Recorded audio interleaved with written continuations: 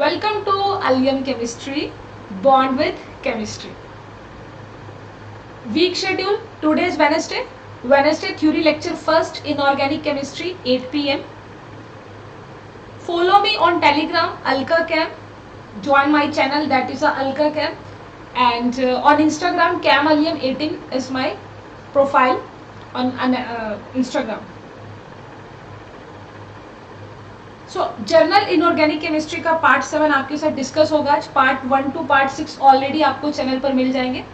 Allium chemistry channel पर आपको part 1 से पार्ट 6 तक मिल जाएगा. आज का ये जो पार्ट है इसमें हम डिस्कस करने वाले हैं आयनिक रेडियाई को. आज हम डिस्कस करेंगे ionic radii and second point is that ionization energy. Second बच्चों हम डिस्कस करेंगे आयनाइजेशन एनर्जी. ये बहुत इंपॉर्टेंट पार्ट है जर्नल इनऑर्गेनिक केमिस्ट्री के लिए, आयनाइजेशन एनर्जी. सो यहाँ पर आप फ्रीली पढ़ सकते हैं, you learn freely and ask doubt freely, और अपने डाउट को भी फ्रीली डिस्कस कर सकते हैं. So let's start the session.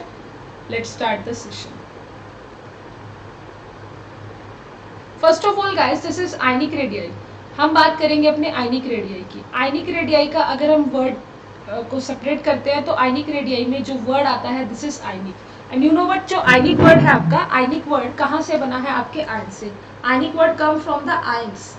Ions आपके पास बेसिकली दो टाइप का आयंस हो सकता है. आइदर आपका केटाइन हो जाए या आपको केटाइन हो, या आप बात करेंगे एनायन की. ओनली टू टाइप के आपका बनेगा. One is your cation and another one is your anion.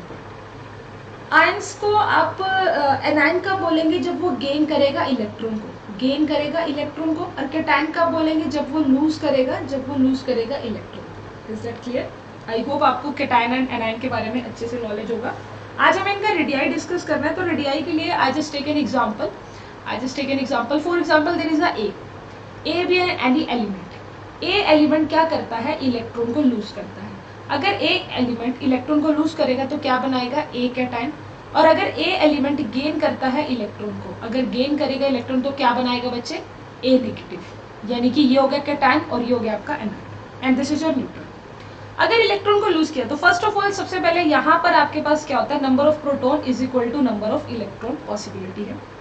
अगर उसने इलेक्ट्रॉन को लूज कर दिया तो डेफिनेटली नंबर ऑफ प्रोटॉन तो वही रहेंगे, बट नंबर ऑफ इलेक्ट्रॉन अब क्या हो जाएगा? एक कम हो जाएगा, क्योंकि एक इलेक्ट्रॉन को लूज किया. बट अगर मैं गेन की बात करूं तो नंबर ऑफ प्रोटॉन, यहाँ पर एक इलेक्ट्रॉन ऐड किया गया है तो n+1 इलेक्ट्रॉन हो जाएगा. Is that clear? यानी कि इस जगह पर क्या हुआ? इलेक्ट्रॉन, अगर आप देखो यहाँ पर अगर हम चेक करते हैं तो इस जगह पर आपके पास जो जेड इफेक्टिव है वो तो इंक्रीज रहा. अगर हम इस केस की बात करें, जेड इफेक्टिव तो इंक्रीज रहा. वो बात अलग है कि आपने एक इलेक्ट्रॉन को रिमूव कर दिया. अगर आप एक इलेक्ट्रॉन को रिमूव कर रहे हैं, जेड इफेक्टिव तो बढ़ेगा ना. अगर आप एक इलेक्ट्रॉन को ऐड कर रहे हो तो इस वक्त आपका जेड इफेक्टिव क्या कर जाएगा? Z effective will be decreases. इस केस में आपका जेड इफेक्टिव क्या कर जाएगा? डिक्रीज कर जाएगा. और आपको मैंने पिछले लेक्चर्स में एक ही चीज समझाई है. पिछले लेक्चर्स में, हर लेक्चर में एक चीज बता रहे हैं कि जो आपका जेड इफेक्टिव होता है वो इनवर्सली प्रोपोर्शनल होता है साइज के. तो बच्चा अब एक बात बताएं, अगर जेड इफेक्टिव इंक्रीज कर रहा है तो साइज ऑटोमेटिकली क्या करेगा? डिक्रीज करेगा. साइज ऑटोमेटिकली डिक्रीज करेगा. और अगर मैं यहाँ पर बात करूँ, जेड इफेक्टिव अगर आपका डिक्रीज कर रहा है तो साइज आपका इंक्रीज करेगा. यानी कि जो यहाँ पर साइज होगा वो क्या करेगा? इंक्रीज. इज दैट अगर मैं आयनिक रेडियाई की बात करूँ तो आयनिक रेडियाई में मेरे पास जो एनायन पार्ट होता है उसका चार्ज जो उसका साइज होता है वो ग्रेटर होता है. अगर हम एनायनिक पार्ट की बात करेंगे तो एनायनिक पार्ट की साइज ज्यादा होगा as comparison to cationic part. Is that clear? अगर ये क्लियर हो गया तो आपको एक अच्छा सा एक ट्रेंड बता देते हैं. That's ionic radii. That's your ionic radii is inversely proportional. ये इनवर्सली प्रोपोर्शनल होता है किसके? जेड इफेक्टिव ऑफ किसका? एनायन का. एनायन के जेड इफेक्टिव के इनवर्सली है. अगर एनायन का जेड इफेक्टिव ज्यादा होगा, तो आयनिक रेडियाई कम होगी.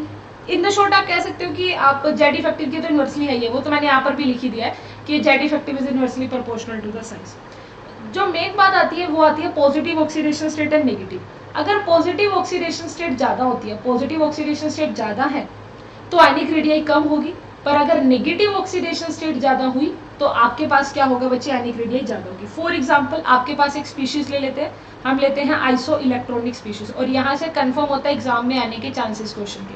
This is your iso electronic species. So first of all, isoelectronic species आप किसे बोलते हैं, इनको याद रखिए, ये वो स्पीशीज होती है जिसके अंदर सेम नंबर ऑफ इलेक्ट्रॉन रहता है, जिसके अंदर क्या रहता है बच्चे, सेम नंबर ऑफ इलेक्ट्रॉन, जिसके अंदर क्या रहेगा, सेम नंबर ऑफ इलेक्ट्रॉन्स आपका रहेगा। तो आइसोइलेक्ट्रॉनिक स्पीशीज में फॉर एग्जांपल आपके पास N3 नेगेटिव है, N3 negative, O2 negative, F negative, Ne neon, sodium Mg2 positive और आपका एल्यूमिनियम 3+। तो अगर मैं देखती हूँ यहाँ पर एल्यूमिनियम 3+ है बच्चे, इसको अच्छे से लिख लेना, एल्यूमिनियम 3+।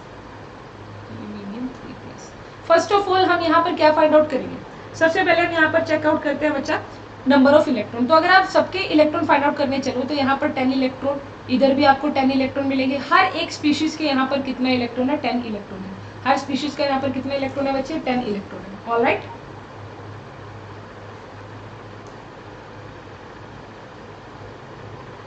ओके, तो 10 इलेक्ट्रॉन है। सेकेंडली आपको यहाँ पर क्या बताया गया है कि जेड इफेक्टिव जो रहता है हमारा, Z effective is increases, Z effective आपका इंक्रीज करेगा। कैसे आप देख सकते हो यहाँ पर एक लाइन लिखवाई थी, आपका जो केटाइन होता है, केटाइन में क्या होता है, जेड इफेक्टिव इंक्रीज करता है। केटाइन में जेड इफेक्टिव इंक्रीज करेगा तो डेफिनेटली साइज क्या करेगा, डिक्रीज करेगा। Z effective increases, size will be decreases.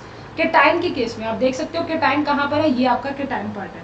तो केटाइन के पेट में जो पार्ट की बात करते हैं तो केटाइन में क्या रहेगा आपका, जेड इफेक्टिव इंक्रीज रहेगा और साइज आपका क्या रहेगा, डिक्रीज। वैसे भी अगर आप इसको बड़ा इजीली इस वाले फैक्टर से नहीं करना है तो मैंने आपको ऊपर एक ट्रेंड लिखवाया, आप इस ट्रेंड से भी आंसर बता सकते हो। ये बड़ा सिंपल ट्रेंड है, दैट्स वेरी इजी ट्रेंड। आपको सिर्फ ये देखना है जिसके ऊपर ज्यादा नेगेटिव ऑक्सीडेशन स्टेट है, फॉर एग्जांपल यहाँ पर 3 है, यहाँ पर 2 है, यहाँ पर 1 है, तो ज्यादा नेगेटिव किसके पास है, N3, तो ऑब्वियस सी बात है इसका आयनिक रेडियस ज्यादा होगा। अगर मैं बात करूँ देन उसके बाद O2 negative, then F negative. अगर हम बात करते हैं किसकी, केटाइन यानी पॉजिटिव पार्ट की, तो पॉजिटिव पार्ट का हमने लिखा था इनवर्स में रिलेशन रहेगा। अगर पॉजिटिव पार्ट का ऑक्सीडेशन स्टेट ज्यादा होता है, मतलब देखो यहाँ पर पॉजिटिव है, एक आपके पास 3+ है और एक बार प्लस है, तो अगर 3+ हुआ यानी कि ऑक्सीडेशन स्टेट नंबर ज्यादा हुआ तो आयनिक रेडियस कम होगा। तो सबसे पीछे एल्यूमिनियम, उससे आगे मैग्नीशियम एंड देन सोडियम, और बीच में आपका क्या रहेगा, नियोन। जो आपका नियोन वाला फैक्टर रहेगा वो आपका बीच में रहेगा। अब आपके दिमाग में क्वेश्चन आ रहा होगा, डेफिनेटली आपके दिमाग में क्वेश्चन आ रहा होगा कि मैम हमारे पास जो नियोन होता है, जो हमारा नियोन होता है वो क्या होता है बच्चे, नियोन आपका वेंडरवाल रेडियस शो करता है। नियोन आपका वेंडरवाल रेडियस को शो करता है। अगर मेरा नियोन वेंडरवाल रेडियस शो करता है तो डेफिनेटली नियोन को आगे आना चाहिए। तो जैसे कि आपको पता है कि आयनिक रेडियस से आपको मैंने एक ट्रेंड लिखवाया था पार्ट नंबर 3 या 4 में कि मेरा वेंडरवाल रेडियस सबसे आगे रहता है as comparison to ionic radius, है ना। तो यहाँ पर मेरा नियोन को आगे होना चाहिए था as comparison to N3 negative, but why, इसका रीजन क्या रहेगा। अगर हम बात करते हैं वेंडरवाल रेडियस की, अगर हम बात करेंगे बच्चा वेंडरवाल रेडियस की, और एक हम बात कर रहे हैं अपनी आयनिक रेडियस की, वन इज आयनिक रेडियस। तो अगर हम वेंडरवाल रेडियस की बात करते हैं, वेंडरवाल रेडियस में आपका नियोन आ गया।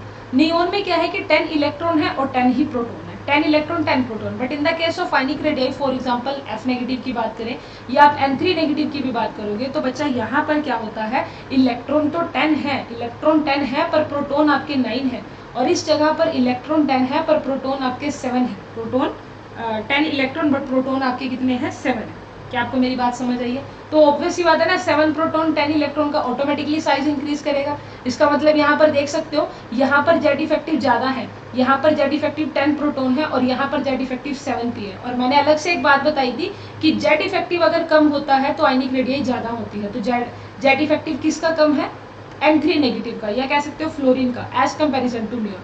आपको एक सिंपल सी बात याद रखनी है, Z effective is inversely proportional to ionic radius. तो वही कंसेप्ट यहाँ पर लगाया। आप जेड इफेक्टिव देखो, यानी न्यूक्लियर चार्ज का इफेक्ट कितना है, प्रोटॉन कितने हैं, 7 प्रोटॉन। 7 प्रोटॉन का होने का मतलब है कि जेड इफेक्टिव कम, क्योंकि यहाँ पर 10 प्रोटॉन है, आप इजीली देख सकते हो। तो आई थिंक आपको ये क्लियर हो गया होगा आयनिक रेडियस के लिए। सिर्फ और सिर्फ एक ये जनरल ट्रेंड है जो आपको अच्छे से आना चाहिए कि जेड इफेक्टिव के इनवर्सली है, नेगेटिव ऑक्सीडेशन स्टेट के डायरेक्टली, और पॉजिटिव के इनवर्सली। देन आपको कुछ क्वेश्चन का प्रैक्टिस करा देते हैं, कुछ क्वेश्चन का प्रैक्टिस कराते हैं, आपको कुछ क्वेश्चन का प्रैक्टिस कराते हैं, उससे आपको और अच्छे से क्लियर हो जाएगा। फर्स्ट ऑफ ऑल मैं आपको क्वेश्चन देती हूँ। पहला सवाल है मेरा, this is your Cr2 positive, Cr3 positive, Cr4 positive and the Cr chromium 6 positive. अगर आपसे कहें कि बताइए आयनिक रेडियस क्या ट्रेंड रहेगा, तो आपको बड़ा इजीली देखना ऑक्सीडेशन स्टेट, क्योंकि यहाँ पर पॉजिटिव ऑक्सीडेशन स्टेट है। Positive oxidation state is inversely proportional to ionic radius. वो तो इन्वर्सली प्रोपोर्शनल होती है आयनिक रेडियल के। इसका मतलब क्या हुआ, इसका मतलब कि अगर आप +6 की बात करोगे, सबसे ज़्यादा ऑक्सीडेशन स्टेट यहाँ पर है, अगर ज़्यादा ऑक्सीडेशन स्टेट है तो कम आयनिक रेडियाई होगी, तो सबसे कम आयनिक रेडियाई क्रोमियम 6 की, देन 4 की, देन 3 की, देन 2 की, तो सबसे ज़्यादा आपको 2+ की मिलेगी। 2+ की क्यों मिलेगी, क्योंकि 2+ का ऑक्सीडेशन स्टेट कम है तो आयनिक रेडियाई इसकी क्या रहेगी, ज़्यादा रहेगी। Okay, now the next question, second question, there will be the N3 negative, N2 negative, N negative and nitrogen. So बच्चा यहाँ पर आप देखोगे, आपको पता होना चाहिए जो नेगेटिव ऑक्सीडेशन स्टेट होती है वो डायरेक्टली प्रोपोर्शनल होती है आयनिक रेडियाई की। तो जितना ज़्यादा नेगेटिव ऑक्सीडेशन स्टेट होगा उसका उतना ज़्यादा आयनिक रेडियस होगा। तो आपका ट्रेंड ये बन जाएगा, डायरेक्टली प्रोपोर्शनल है तो डायरेक्ट ट्रेंड बन जाएगा। फिर मेरा थर्ड क्वेश्चन आता है, यहाँ पर आता है H नेगेटिव, F नेगेटिव, और ये बहुत इंपॉर्टेंट क्वेश्चन है। थर्ड क्वेश्चन बहुत इंपॉर्टेंट है, आपको बहुत पेपर में मिल जाएगा। H negative, F negative, then Cl negative, then आपका Br नेगेटिव एंड आपका एक रहेगा I नेगेटिव। अगर मैं इसके ट्रेंड की बात करूँ तो मोस्टली बच्चे इसका आंसर ये लिखते हैं, but this is not a correct option. ये इसका आंसर करेक्ट नहीं है।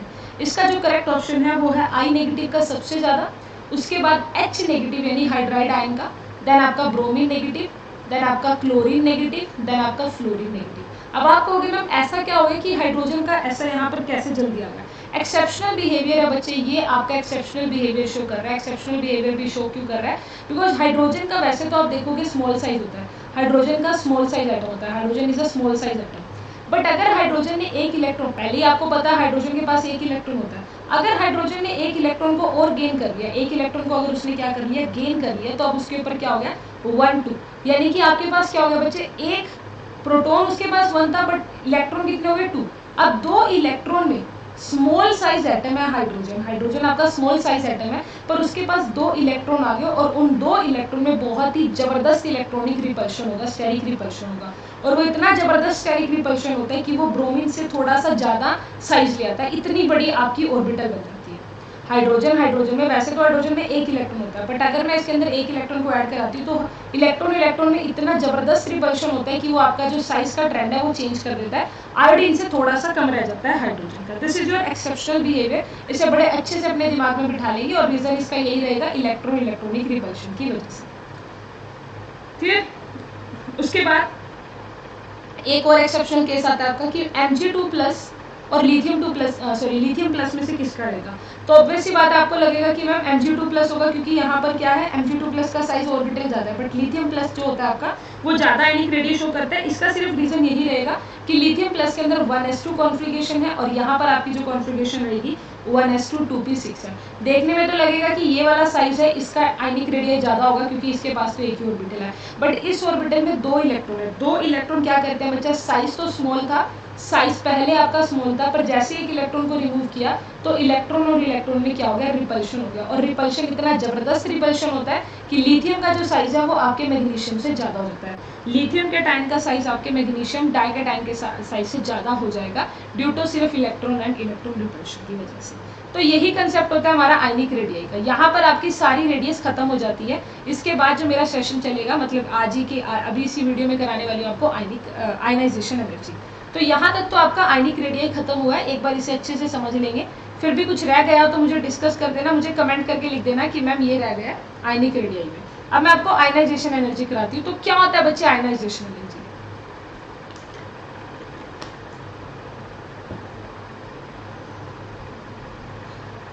तो हमारे पास सबसे पहले आएगा आयनाइजेशन एनर्जी। आयनाइजेशन एनर्जी, अगर हम आयनाइजेशन एनर्जी की बात करें तो आयनाइजेशन एनर्जी एंडोथर्मिक प्रोसेस है या आपका एक्सोथर्मिक प्रोसेस है। एंडोथर्मिक, एक्सोथर्मिक, ये बहुत इंपॉर्टेंट रहती है छोटी छोटी बातें, और यही आपको बहुत अच्छे से आपके कंसेप्ट को स्ट्रॉन्ग बना देती है। सबसे पहले तो अगर एक वर्ड में डेफिनेशन लिखनी है आपने, तो आप लिखेंगे कि ionization energy mostly isolated atom और गैसियस एटम की बात करेगा। आयनाइजेशन एनर्जी एप्लीकेबल ही आपको कहाँ पर करनी है, आइसोलेटेड एटम पर, या आपका रहेगा गैसियस एटम पर, या रहेगा आपका गैसियस एटम पर। क्लियर? उसके बाद इसका मतलब क्या होता है आयनाइजेशन एनर्जी का? एक वर्ड में आप मतलब लिखेंगे कि removal of electron and go to the lowest energy. ये जो लिखा है ना go to the lowest energy, ये सबसे मेन लाइन है आपकी, and go to the lowest energy.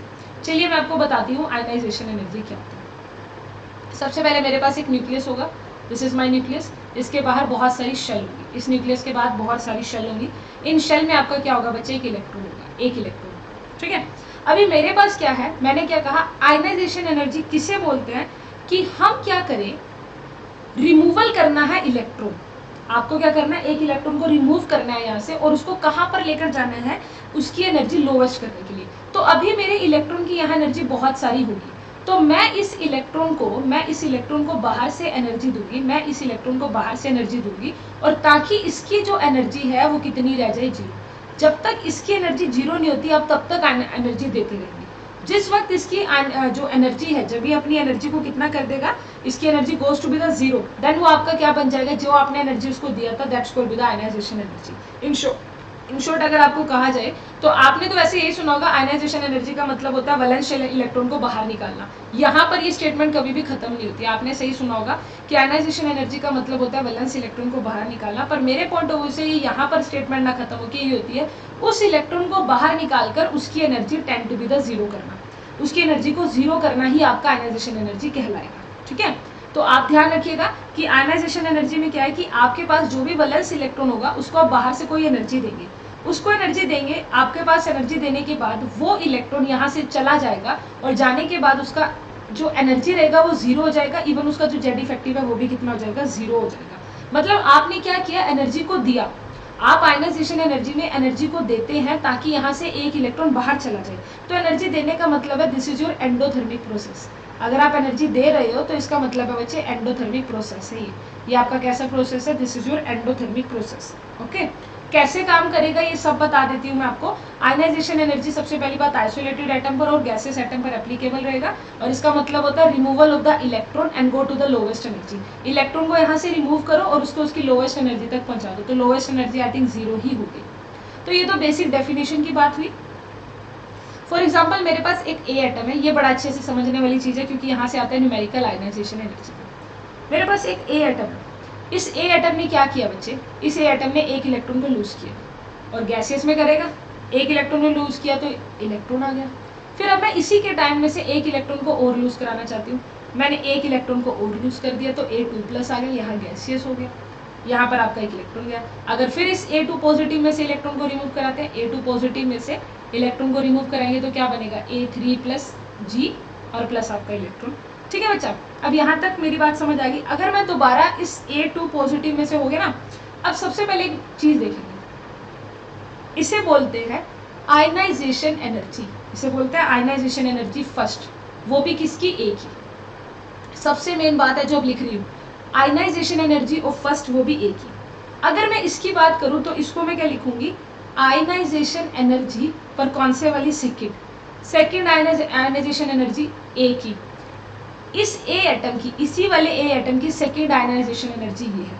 पर अगर आपको फर्स्ट टर्म में लिखना है तो आप लिखेंगे आयनाइजेशन एनर्जी, क्योंकि इसके टाइम की तो पहली है ना, ये के टाइम तो अपना पहला इलेक्ट्रॉन निकाल रहा है, तो इसके लिए बनेगा आयनाइजेशन एनर्जी फर्स्ट, वो भी किसके लिए, के टाइम के लिए। ये बड़े अलग से स्पेसिफिकली बताना पड़ता है। जैसे यहाँ पर आप 3+ की बात करते हैं, 3+ में क्या बनेगा, देखो अगर आप कहोगे तो मैम हम लिख सकते हैं कि आयनाइजेशन एनर्जी 3 वाले की है, ये 3 बनेगी किसके लिए, ए एटम के लिए।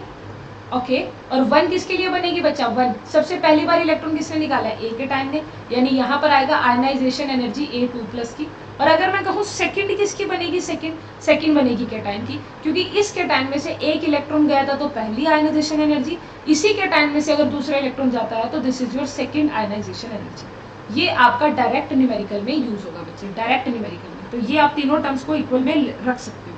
अगर आपसे पूछे कि टोटल एनर्जी कितनी होगी, तो जस्ट आपको ionization energy 1 plus ionization energy 2 plus ionization energy 3 को ऐड करना है, सिंपली फॉर ए एटम के लिए। तो ये आपका ऑर्डर रहेगा, और इसके अंदर आप, क्योंकि पेपर में डायरेक्ट इसका न्यूमेरिकल आता है, कुछ दिनों के बाद इस चैप्टर का जब न्यूमेरिकल प्रैक्टिस कराऊंगी तो आपको यहाँ पर ये शो भी हो जाएगा कैसे इसका आंसर आता है। ये वैसे आपको ध्यान यही रखना है कि अगर वो ए की बात कर रहा है तो आयनाइजेशन एनर्जी पहली, अगर के टाइम की बात कर रहा है तो आयनाइजेशन एनर्जी पहली रहेगी के टाइम, क्योंकि पहला इलेक्ट्रॉन जा रहा है, और ये उस वक्त बन जाएगी 2। ये पहली स्टेट, ये सेकंड स्टेट, ये थर्ड स्टेट, तो ये पहली state, second state and third state. अगर पर्टिकुलर ए पॉजिटिव की बात करूंगी तो उसकी ये पहली स्टेट है। अगर A2 पॉजिटिव की बात करूंगी तो उसकी भी ये पहली स्टेट है, तो A2 पॉजिटिव का फर्स्ट रिजल्ट। आई होप को आप ये क्लियर हो गया होगा आपको आयनाइजेशन एनर्जी का। उसके बाद मेरा नेक्स्ट टॉपिक आता है the trends on ionization energy. The trends on ionization energy. So this is your the trends on ionization energy. अगर मैं ट्रेंड की बात करती हूँ आयनाइजेशन एनर्जी की, तो सबसे पहले आपको एक ही लाइन में सारे लिख देंगे। देखो कैसे लिखेंगे, ionization energy is directly proportional to the Z effective. Ionization energy is directly proportional to Z effective. जितना ज़्यादा न्यूक्लियर चार्ज साइज के इनवर्सली प्रोपोर्शनल रहेगी, साइज के इनवर्सली प्रोपोर्शनल रहेगी। रही बात सिग्मा, सिग्मा का मतलब होता है शील्डिंग कांस्टेंट या स्क्रीनिंग कांस्टेंट। स्क्रीनिंग कांस्टेंट या शील्डिंग कांस्टेंट रहता है, ठीक है। उसके बाद आता है इलेक्ट्रॉनिक कॉन्फ़िगरेशन के डायरेक्टली रहेगी। जितनी बढ़िया आपकी इलेक्ट्रॉनिक कॉन्फ़िगरेशन होगी, यानी हाफ फील्ड या फुली फील्ड वाली बात होगी, और डायरेक्टली प्रोपोर्शनल होगा आपकी पेनिट्रेशन पावर की। पेनिट्रेशन पावर के भी डायरेक्टली प्रोपोर्शनल रहेगा, पेनिट्रेशन पावर के भी डायरेक्टली प्रोपोर्शनल रहेगा। सो आई राइट दिस लाइक सबसे पहले जेड इफेक्टिव। अगर मैं आपको बताऊं, मैंने आपको पढ़ाया था कि जेड इफेक्टिव कैसे निकाला जाता है, जेड माइनस सिग्मा से आप इसे फाइंड आउट करते हो। तो बच्चा अगर जेड इफेक्टिव ज्यादा होता है, जेड इफेक्टिव इंक्रीज करेगा, तो डेफिनेटली सिग्मा क्या करेगा आपका, डिक्रीज करेगा। तो आयनाइजेशन एनर्जी जेड इफेक्टिव के डायरेक्टली प्रोपोर्शनल है, साइज की इनवर्सली है, और सिग्मा के भी इनवर्सली रहेगा। आप यहाँ से देखकर भी बता सकते हैं। अगर इलेक्ट्रॉनिक कॉन्फ़िगरेशन की बात करूँ तो हाफ फील्ड और फुली फील्ड वाले ज़्यादा स्टेबल रहेंगे, उनकी ज़्यादा आयनाइजेशन एनर्जी होगी। Half field and fully field की आयनाइजेशन एनर्जी ज़्यादा रहेगी। पेनिट्रेशन पावर की बात करूँ तो पेनिट्रेशन पावर जो आपका इफेक्ट लगेगा, कब आपको पेनिट्रेशन पावर इफेक्ट लगाना है, व्हेन, लिख लीजिएगा पेनिट्रेशन इफेक्ट कब लगेगा आपका, व्हेन एन सेम और एल आपका डिफरेंट है। जब एन सेम है और एल आपका डिफरेंट होगा, तब आप वहां पर पेनिट्रेशन इफेक्ट लगाओगे। जिस point of view according s सबसे ज्यादा पेनिट्रेट होगा, then B, then D, then F. तो पेनिट्रेशन इफेक्ट तभी लगेगा जब आपके पास एन सेम है और एल आपका क्या है, डिफरेंट है। चलिए ये तो हो गया मेरा ट्रेंड्स। अब इसको एप्लीकेबल कैसे करते हैं जरा देखिए। सबसे पहले मेरी सीरीज आती है सेकेंड पीरियड को। अगर मैं सेकेंड पीरियड की बात करूँ तो lithium, beryllium, boron, carbon, nitrogen, oxygen, fluorine and neon. तो ये मेरे पास ट्रेंड रहता है। तो सबसे पहले आप इसमें फाइंड आउट कर लेंगे, सबसे पहले आप इसमें से फाइंड आउट कर ले कि यहाँ पर आपका फुली फील्ड कौन है और हाफ फील्ड कौन है। तो अगर देखा जाए तो नियोन आपका क्या है, फुली फील्ड है। नियोन आपका फुली फील्ड है। और अगर नाइट्रोजन की बात करें तो ये आपका हाफ फील्ड है, नाइट्रोजन आपका हाफ फील्ड है। और भी कोई फुली फील्ड है, बेरिलियम आपका फुली फील्ड है, बेरिलियम आपका फुली फील्ड है। और लिथियम रहेगा तो आपका कमी, लिथियम भी कमी रहेगा। अब इनके नीचे इनकी कॉन्फ़िगरेशन लिखते हैं जरा, इनके नीचे इनकी कॉन्फ़िगरेशन लिखते हैं। इनकी कॉन्फ़िगरेशन जो रहेगी बच्चा, इसकी जो कॉन्फ़िगरेशन है 2s1, इसकी कॉन्फ़िगरेशन 2s2, इसके लिए 2s2 2p3 2p1, sorry boron है ना, 2p1 आएगा, नाइट्रोजन का 3 होगा तो 2p1। कार्बन के लिए 2s2 2p2, नाइट्रोजन के लिए 2s2 2p3, ऑक्सीजन के लिए 2s2 2p4 और फ्लोरीन के लिए 2s2 2p5। और नियोन में तो फुली फिल्ड हो ही जाएगा। तो सबसे पहले मेरे पास क्या आता है यहाँ पर, लिथियम और बेरिलियम में से किसकी ज़्यादा रहेगी, लिथियम और बेरिलियम में से किसकी ज़्यादा रहेगी बताएं। ये आपके हैं सिर्फ एस में, इसमें सिर्फ एस सब शेल आती है, ये आपका एस सब शेल का केस है। और बाकी बोरोन से लेके नियोन तक आपके पी सब शेल रहेगी, नियोन से बोरोन से लेके नियोन तक आपकी पी सब शेल रहेगी। अगर एस सब शेल की मैं बात करती हूँ तो एस सब शेल में मेरे पास क्या रहेगा बच्चे, एस सब शेल में मेरे पास क्या रहेगा, इधर 2s1 है, इधर 2s2 है। तो ऑब्वियस सी बात है फुली फील्ड है। और मैंने अलग से लिखवाया था कि अगर जो फुली फील्ड या हाफ फील्ड होते हैं उनका इलेक्ट्रॉन, उनका जो क्या होता है आयनाइजेशन एनर्जी ज़्यादा रहेगा। तो डेफिनेटली यहाँ पर बेरिलियम का आयनाइजेशन एनर्जी ज़्यादा रहेगा। बेरिलियम और बोरन में से अगर हम बात करेंगे तो बेरिलियम एंड बोरन की अगर हम बात करें, एस सब शेल की बात करेंगे तो आपके पास क्या है 2s ऑर्बिटल है। और अगर बोरन वाले की बात करें तो 2p ऑर्बिटल है। तो बच्चा इस केस में n कितना है 2, और इस केस में भी n कितना है आपका 2, n2 है। l का वैल्यू कितना है, l का वैल्यू s के लिए क्या होता है 0, l का वैल्यू p के लिए कितना होता है 1। तो मैंने आपको अलग से बात लिखवाई थी कि अगर n सेम है l डिफरेंट है तो पेनिट्रेशन लगाना।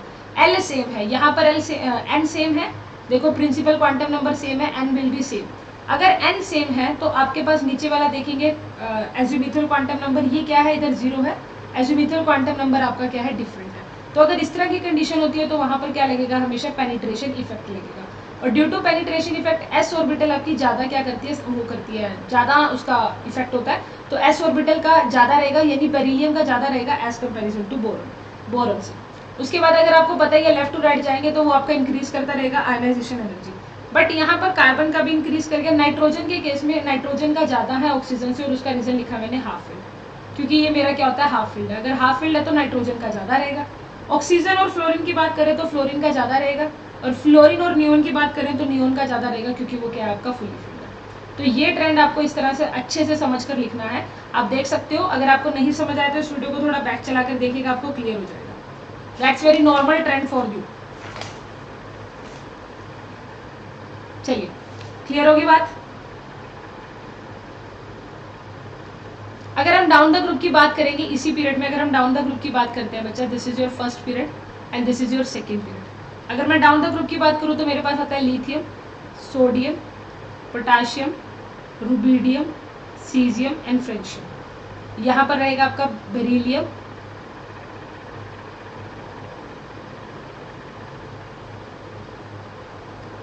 अगर हम डाउन द ग्रुप की बात करें बच्चा, डाउन द ग्रुप में आपके पास क्या होगा, वैसे तो सब कुछ ट्रेंड सेम रहेगा, बस यहाँ पर चेंज होगा। आपको पता है यहाँ पर कौन सा इफेक्ट लग रहा है, रिलेटिविस्टिक इफेक्ट की वजह से बाकी सारा काम खराब होगा। अदरवाइज तो सबसे ज्यादा लिथियम का होगा, सबसे ज्यादा लिथियम का, उसके बाद सोडियम का, उसके बाद पोटाशियम का, देन रुबिडियम का। वैसे होना सीजियम का चाहिए था, पर आंसर किसका आता है, फ्रेंशियम का। इसी तरह यहाँ पर बेरिलियम का सबसे ज्यादा है, बेरिलियम का सबसे ज्यादा आपके पास आयनाइजेशन एनर्जी है, देन मैग्नीशियम की आयनाइजेशन एनर्जी ज्यादा है, देन कैल्शियम की, देन होनी किसकी चाहिए थी, किसकी होनी चाहिए, देन उसके बाद ये क्या लिखा मैंने, स्कूटर, स्ट्रोंशियम, स्ट्रोंशियम की ज्यादा रहेगी बैरियम से। बट यहाँ पर इस केस में रेडन की ज्यादा रह जाती है बैरियम से। इसका रीजन क्या रहेगा, ड्यू टू रिलेटिविस्टिक इफेक्ट, क्योंकि यहाँ पर कौन आ जाती है 4f and the 5f orbital आ जाती है, ड्यू टू आपका रहेगा relativistic effect, due to relativistic effect की वजह से ऐसा रहेगा। अगर मैं डी ब्लॉक की बात करती हूँ तो डी ब्लॉक में मैं लिखती हूँ जरा सभी अपने डी ब्लॉक के एलिमेंट्स को। अगर हम डी ब्लॉक की बात करेंगे तो स्कैनेडियम, इलेक्ट्रियम, लैंथेनम, स्कूटर यामाला, टी, जरा, हाफ, करोड़, मोल वाला, mn। आपको मिल जाएगा ये टेबल मेरे चैनल पर, आपको मैं प्रोवाइड करा दूंगी बहुत जल्द अगर आप चाहते हो।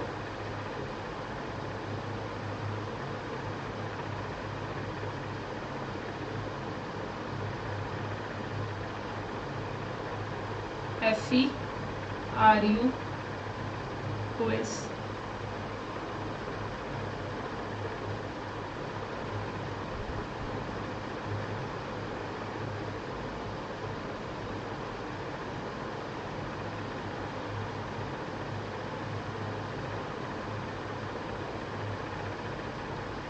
कॉपर, सिल्वर, गोल्ड, निकल, platinum, palladium and the platinum. तो इसके अंदर आपको एक वर्ड याद करना है, वो क्या होता है, तिवकर्णी। तिवकर्णी एक वर्ड याद रखना है हिंदी का, दिस इज तिवकर्णी। अब तिवकर्णी से आपको क्या याद रखना है, तिवकर्णी का मतलब होता है कि down the group, down the group अभी अभी आप बताकर आए हो कि down the group ionization energy decrease करता है। जब हम डाउन द ग्रुप जाते हैं तो आयनाइजेशन एनर्जी क्या करता है आपका, डिक्रीज करता है। आयनाइजेशन एनर्जी जब हम डाउन द ग्रुप जा रहे थे तो आयनाइजेशन एनर्जी डिक्रीज करता है। बट इस केस में जो आपका तिवकर्णी है इसमें इंक्रीज करता है, सिर्फ तिवकर्णी में। तिवकर्णी में कौन कौन आता है, टाइटेनियम आता है आपका, तिवकर्णी में टाइटेनियम आएगा। अच्छा मैंने वैनेडियम नहीं लिखा है यहाँ पर, वैनेडियम, निब्डोनियम एंड टाइटेनियम। तिवकर्णी में कौन कौन आएगा, टाइटेनियम, विनेडियम, क्रोमियम, ठीक है। उसके बाद आपका आता है देखो तिवकर्णी, टाइटेनियम, वैनेडियम, क्रोमियम, कर्णी, कर्णी यानी कि निकल बन जाएगा, कर्णी से क्या बनेगा, निकल। इन चार केसेस में आपका जो आयनाइजेशन एनर्जी है डाउन द ग्रुप, इन चार केसेस में ionization energy down the group क्या करता है आपका, इंक्रीज करता है। इन चार केसेस में आयनाइजेशन एनर्जी करेगा, डिक्रीज, इंक्रीज करेगा। तो ऊपर वाला वैसे तो क्या होता है, वैसे तो जो आपका ट्रेंड था वो क्या था, टाइटेनियम का ज्यादा होना चाहिए था, पर हुआ किसका, जिरकोनियम का, जिरकोनियम से ज्यादा हाफनियम का। तो ये ट्रेंड बन गया आपका। और बाकी सब पर कौन सा ट्रेंड रहेगा, बाकी सब पर यही रहेगा कि डाउन द ग्रुप जाते हैं तो आयनाइजेशन एनर्जी इंक्रीज करता है। तो बाकी सब पर यही ट्रेंड रहेगा, जो बाकी सब है उनका ट्रेंड यही रहेगा, ठीक है। स्कैनेडियम का वैसे स्पेशली स्कैनेडियम का रहेगा। बाकी जो बचते हैं जैसे मेरा मैग्नीज बच गया, मैग्नीज हो गया, Fe हो गया, कोबाल्ट हो गया, कॉपर हो गया, जिंक हो गया, इनके लिए जो ट्रेंड रहेगा उसके लिए एक छोटा सा आपको क्लू याद रखना है। उसके लिए आपको एक छोटा सा क्लू याद रखना है, वो होता है टिक मार्क। ऐसे टिक लगा देना, टिक लगाने के बाद इसके ऊपर 3 ऐसे बना देना। सबसे ऊपर क्या रहेगा आपका, सबसे ऊपर जो है वो रहेगा लास्ट स्पीशीज यानी कि आरी, आरी रहेगा आपका। रहीनियम, और सबसे जो नीचे रहेगा वो टेक्नीशियम रहेगा, और इधर कौन रहेगा आपका मैग्नीज रहेगा, इधर आपका मैग्नीज रहेगा। यानी कि सबसे आगे आपका रहीनियम, देन मैग्नीज, देन टेक्नीशियम। तो यहाँ पर आ जाएगा आपका पहले 5d ऑर्बिटल, देन आपका 3d ऑर्बिटल, और देन आपका 4d ऑर्बिटल, और आंसर वही रहेगा एफ ट्रांजिशन की वजह से या फिर डी ट्रांजिशन की वजह से। तो ये ट्रेंड आपको ध्यान में होना चाहिए, इनका रियलिटिक ट्रेंड आपका यही रहेगा, रियल का ट्रेंड आपका यही है जो मैं आपको बता रही हूँ, रियल ट्रेंड यही रहता है बच्चे। इस तरह का रियल ट्रेंड होता है कि तीव्र करनी में कौन सा इंक्रीज करता है, कौन सा डिक्रीज करता है। एक्चुअल में हम इसका ना एक करेक्ट जो करेक्ट ऑर्डर होता है वो फाइंड आउट नहीं कर सकते, वी कैन नॉट करेक्ट। हम यहाँ पर कभी भी प्रिडिक्ट नहीं कर सकते कि इसके लिए कौन सा रेगुलर ट्रेंड नहीं है ना, इसका कोई रेगुलर ट्रेंड नहीं है, हर बार इंक्रीज कर रहे हैं। अब आपने तो एक चीज पढ़ ली होगी बस, क्या कि जब लेफ्ट टू द राइट जाते हैं तो साइज आपका डिक्रीज करता है, तो आयनाइजेशन एनर्जी जाता है। But you will see that in the case of down group, अगर हम डाउन ग्रुप की बात करते हैं तो साइज इंक्रीज करता है, तो आयनाइजेशन एनर्जी कम होनी चाहिए थी, पर यहाँ तो आयनाइजेशन एनर्जी इंक्रीज कर गई। सो this is not a regular trend, इसके पास कोई रेगुलर ट्रेंड नहीं होता, ठीक है, इसके पास रेगुलर ट्रेंड नहीं है। उसके बाद आती है मेरे कौन से ब्लॉक के एलिमेंट, पी ब्लॉक एलिमेंट। तो पी ब्लॉक में बैंगन है, आलू है, गोभी है, इन थैला है, बैंगन, गोभी, आलू, इन थैला। अब इस केस में मेरे पास जो ट्रेंड रहेगा वो किस तरह से रहेगा, जैसे कि आपका धमाल मूवी में डब्लू था ना, बड़ा सा डब्लू था धमाल मूवी में, इसी तरह आपका ये रहेगा, ध्यान रहेगा आपको, इस तरह से डब्लू बना देना और थोड़ा टिल्ट डब्लू बना देना, ठीक है, टिल्ट डब्लू बना देंगे ऐसा। तो सबसे पहले मेरे पास यहाँ पर हम्प बनेंगे 1, 2, 3, 4 और 5। सबसे ऊपर कौन रहेगा आपका बोरोन, सबसे ज्यादा किसकी रहेगी बच्चा, बोरोन की रहेगी, सबसे ज्यादा बोरोन की रहेगी। उसके बाद आपकी किस में आती है, बोरोन के बाद यहाँ पर क्या है आपका थैलेनम, बोरोन के बाद थैलेनम की आनी चाहिए थी, थैलेनम के बाद कौन है आपका गैलियम, गैलियम के बाद कौन है गैलियम, गैलियम के बाद कौन है आपका एल्यूमिनियम आएगा, गैलियम के बाद एल्यूमिनियम, और ये थोड़ा सा नीचे होगा तो ये और डाउन में जाएगा, सबसे नीचे किसकी रहेगी, इंडियम की। तो बच्चा सबसे ज्यादा किसकी है, सबसे ज्यादा बोरोन की है, सबसे ज्यादा बोरोन, बोरोन के बाद थैलियम, थैलियम के बाद थैलियम की ज़्यादा है किससे, गैलियम से, गैलियम के बाद एल्यूमिनियम, एल्यूमिनियम के बाद किसके, इंडियम की। ये बोरोन आएगा, बैरियम भी बोरोन, सबसे ज़्यादा आपका बोरोन रहेगा, एरो भी चेंज कर देना, सबसे ज़्यादा बोरोन रहेगा। अब आपके दिमाग में सवाल होगा कि मैम आपने कहा कि डाउन द ग्रुप जाएंगे, डाउन द ग्रुप जाएंगे तो साइज डिक्रीज करेगा और आयनाइजेशन एनर्जी डिक्रीज करनी चाहिए थी अगर साइज बढ़ रहा है, पर यहाँ तो बोरोन की सबसे ज्यादा, इसका रीजन क्या रहेगा बच्चे, यहाँ पर भी वही आंसर रहेगा कि इधर क्या आता है, गैलियम और एल्यूमिनियम के केस में, एल्यूमिनियम में तो आता नहीं है, बट गैलियम के केस में कौन आ जाता है, डी ऑर्बिटल्स आ जाती है, और अगर डी ऑर्बिटल आती है यानी कि डी ट्रांजिशन आ जाएगा, डी ट्रांजिशन आएगा तो वो क्या करेगा बच्चे, वो क्या करने की कोशिश करेगा, हाँ जी, अगर डी हम बात करते हैं तो गैलियम और एल्यूमिनियम के केस में डी ऑर्बिटल आ जाएगा, तो इसलिए वो पीछे चला गया, उसका साइज कम हो गया। अगर मैं थैलियम की बात करूँ तो थैलियम में तो डी ऑर्बिटल के साथ साथ एफ ऑर्बिटल भी आ जाएगा, तो इन दोनों की वजह से उसका साइज बहुत ज़्यादा हो जाएगा, क्योंकि उसका जो चार्ज होगा वो कम हो जाएगा, ठीक है, ये आपका ट्रेंड रहेगा, इसको अच्छे से लिख लीजिएगा। उसके बाद बाकी एलिमेंट्स का मैं बाकी पीरियोडिक टेबल का भी ट्रेंड बना देती हूँ। This is your carbon, nitrogen and oxygen.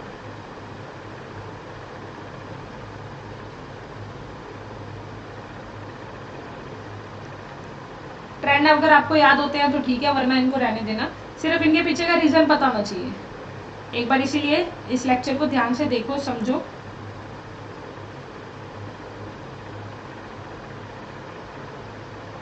और कुछ भी नहीं करा रही हूँ अभी तक, इसीलिए ना ट्रेंड करा रही हूँ कि एक बार अच्छे से ट्रेंड आ गए ना समझ, फिर कोई दिक्कत की बात नहीं है। यहाँ पर ऐसे जाएगा NPS में, अगर इन दोनों का कंपैरिजन करें तो ऑक्सीजन नाइट्रोजन का ज़्यादा है, इधर इसका ज़्यादा रहेगा, इधर इसका ज़्यादा रहेगा। वैसे तो ट्रेंड क्या होना चाहिए था कि SP का ज़्यादा होना चाहिए था, पर हुआ किसका, टेलिनियम एंड पोलिनियम का, टेलिनियम एंड पोलिनियम का ज़्यादा रहेगा, क्योंकि यहाँ पर कोई भी इफेक्ट डोमिनेट नहीं करता, कोई भी इफेक्ट आपका क्या नहीं करता, डोमिनेट नहीं करता। वैसे तो डोमिनेट कर रहा था इफेक्ट, बट इस केस में यहाँ पर कोई भी डोमिनेट नहीं करेगा। जैसे अपना पिछला केस था, पिछले केस में आपका DNF ट्रांजिशन की वजह से डोमिनेट कर गया था, इस वजह से यहाँ पर इस बार तो कोई भी डोमिनेट नहीं करेगा, कोई यहाँ पर डोमिनेट करने वाला नहीं है, ठीक है।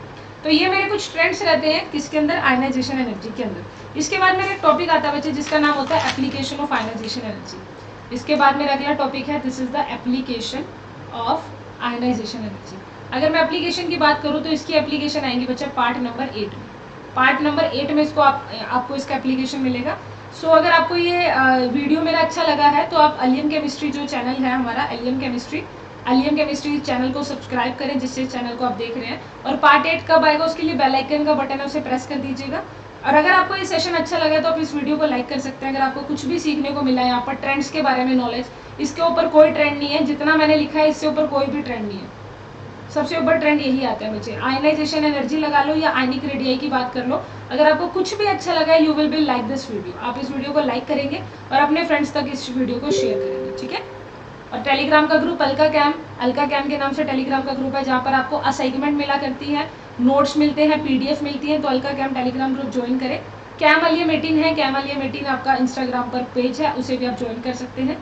और कल आपका थर्सडे है तो आप देख लो, कल आपका फिजिकल केमिस्ट्री का 8 PM पर पहला लेक्चर होगा। कल इसका पार्ट 1 रिलीज होगा, तो बच्चे ज़रूर आएंगे कल। And after that